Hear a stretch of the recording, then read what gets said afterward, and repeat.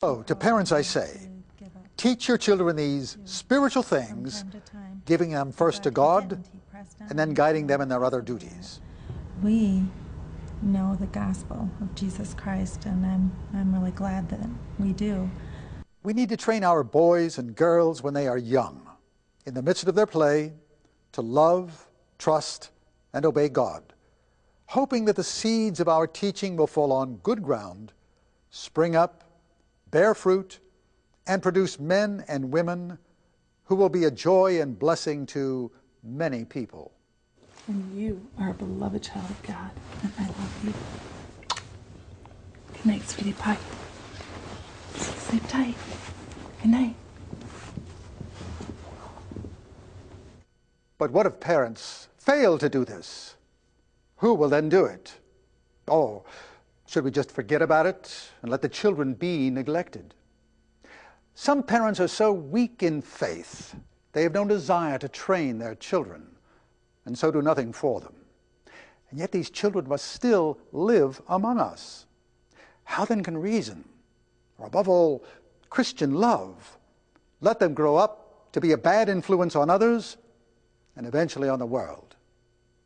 Other parents work hard to provide for their children's physical needs, but do not have the gift of teaching.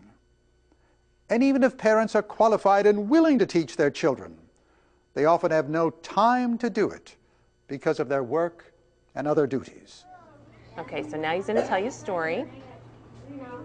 For all these reasons, we need Christian teachers and Christian schools.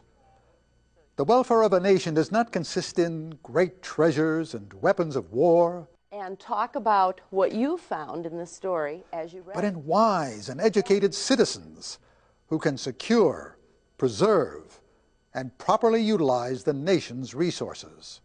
In ancient Rome, for example, the boys were brought up in such a way that at the age of 15, 18, or 20, they were masters of all the essential subjects of their day. They became intelligent and gifted men, skilled in the arts and rich in experience.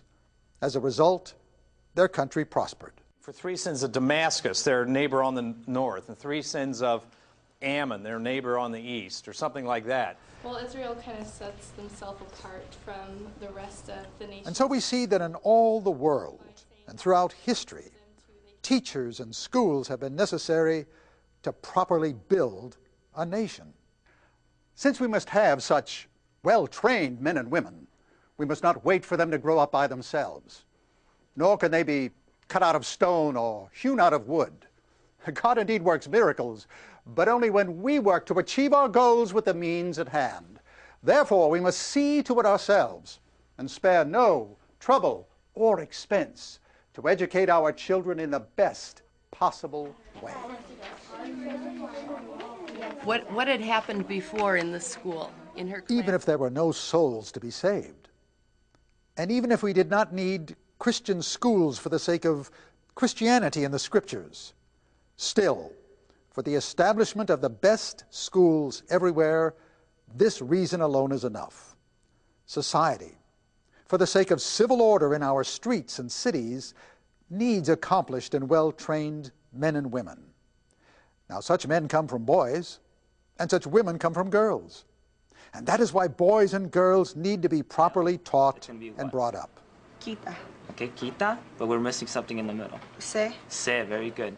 And when they are instructed in Christian schools by qualified men and women teachers, they will hear about the world's history and accomplishments, its wisdom and follies, and see how things went with cities, kingdoms, governors and princes, men and women, so that in a short time they're able to see as in a mirror the character, life, counsels, undertakings, successes, and failures of the whole world from the beginning until now.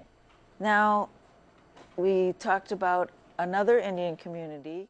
With this knowledge, they can form their opinions and conduct themselves with an understanding of God's word and will, knowing what is to be sought after and what is to be avoided, and able to advise and guide others. We can manage without mayors, church councils, and other leaders. But we cannot do without schools, for schools must rule the world.